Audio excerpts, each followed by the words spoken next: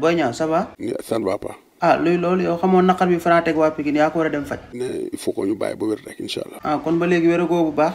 Brésil bu fekkee tane woo carrément am na loo ciy def rek da ngay yëngu. mais ma laaj la est-ce que mbër war na bëreeg Franc. non dëgg-dëgg moom loolu moom c'est à regretter mbër waru ko def.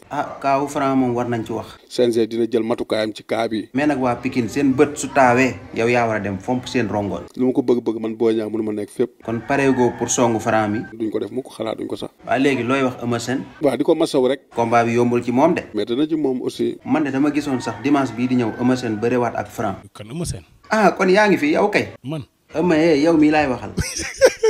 waa ji la lay ree Balla Gaye de moom nee na pare na pour jël ko. Balla Gaye sa way kooree lay wër de. yow xam nga amaa sax affaire bi metti na ko dafa ñëwaat pour fayul la.